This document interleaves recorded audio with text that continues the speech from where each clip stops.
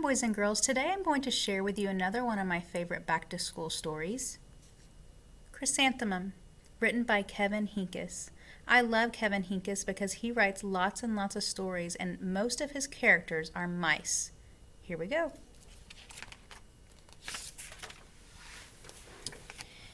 The day she was born was the happiest day in her parents' lives. "She's perfect," said her mother. "Absolutely," said her father. And she was. She was absolutely perfect.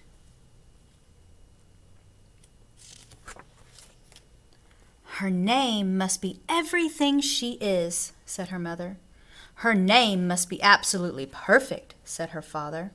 And it was. Chrysanthemum. Her parents named her Chrysanthemum. Chrysanthemum grew and grew and grew. And when she was old enough to appreciate it, Chrysanthemum loved her name.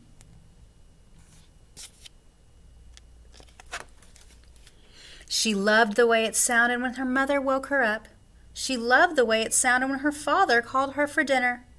And she loved the way it sounded when she whispered it to herself in the bathroom mirror. Chrysanthemum, chrysanthemum, chrysanthemum. Chrysanthemum loved the way her name looked when it was written with ink on an envelope. She loved the way it looked when it was written with icing on her birthday cake. And she loved the way it looked when she wrote it herself with her fat orange crayon. Chrysanthemum, chrysanthemum, chrysanthemum. Chrysanthemum thought her name was absolutely perfect. And then she started school. On the first day, Chrysanthemum wore her sunniest dress and her brightest smile. She ran all the way. "Hooray!" said Chrysanthemum. "School!" But when Mrs. Chudd took roll call, everyone giggled upon hearing Chrysanthemum's name. So here's all her classmates. There's her teacher, Mrs. Chudd. Can you find Chrysanthemum? Let's see if she's on this page. Oh, here she is. And look how long her name is. "It's so long," said Joe. "It scarcely fits on your name tag," said Rita, pointing. "I'm named after my grandmother," said Victoria. "You're named after a flower."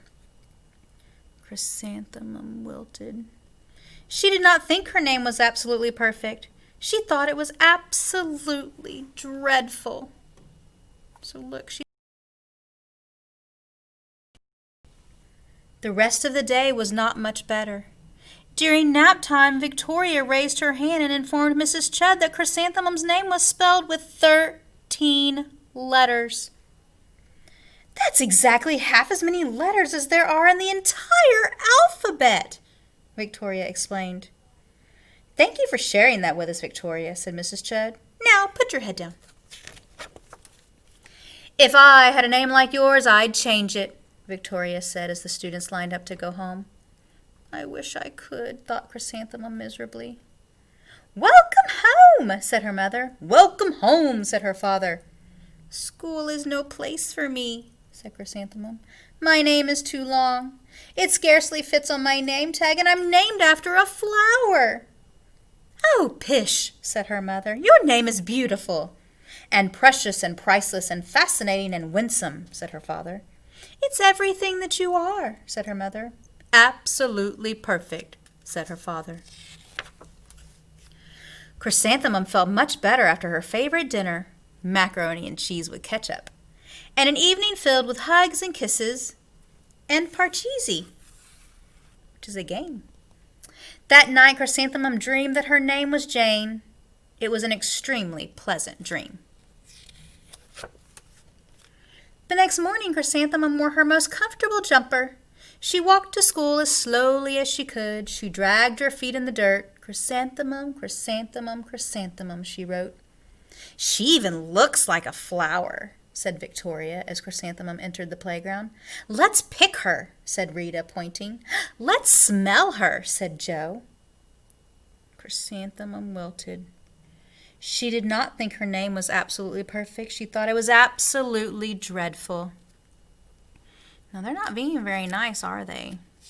They're making Chrysanthemum's heart feel sad. The rest of the day was not much better. During nap time, Victoria raised her hand and said, "A chrysanthemum is a flower. It lives in a garden with worms and other dirty things."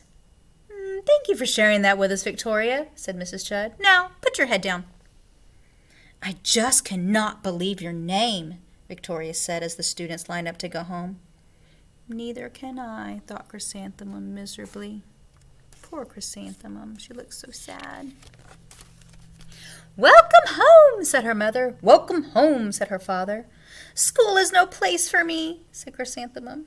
"They said I even looked like a flower. They pretended to pick me and smell me." "Oh, pish," said her mother. "They're just jealous." "And envious and begrudging and discontented and jaundiced," said her father. "Who wouldn't be jealous of a name like yours?" said her mother. "After all, it's absolutely perfect," said her father. Chrysanthemum felt a little better after her favorite dessert, chocolate cake with buttercream frosting.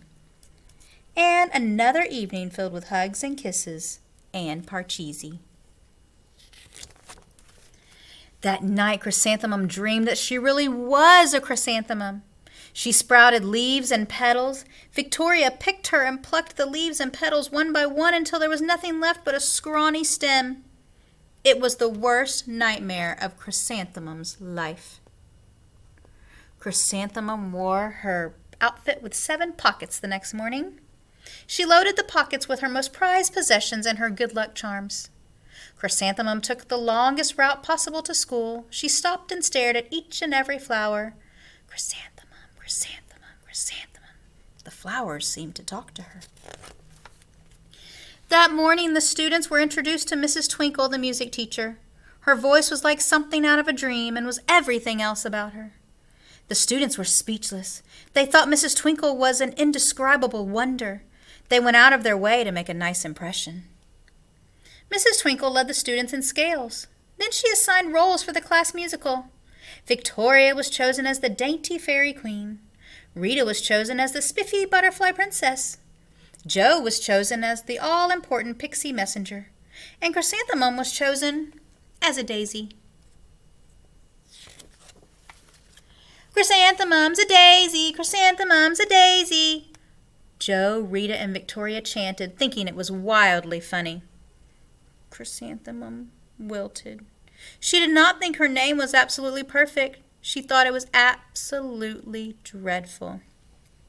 "What's so humorous?" asked Mrs. Twinkle. "Chrysanthemum," was the answer. "Her name is so long," said Jo. "It scarcely fits on her name tag," said Rita, pointing.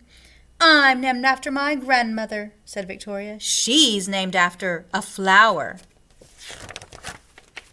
"My name is long," said Mrs. Twinkle. "It is?" said Jo. "My name would scarcely fit on a name tag," said Mrs. Twinkle. "It would?" said Rita, pointing. "And," said Mrs. Twinkle, "I'm named after a flower, too." "You are?" said Victoria. "Yes," said Mrs. Twinkle. "My name is Delphinium.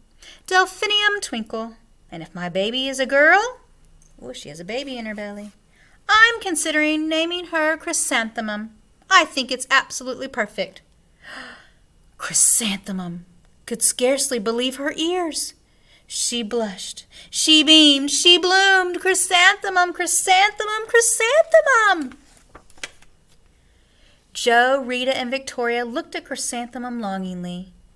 "Call me Marigold," said Jo. "I'm Carnation," said Rita, pointing. "My name is Lily of the Valley," said Victoria. Now they all want to be named after flowers, don't they?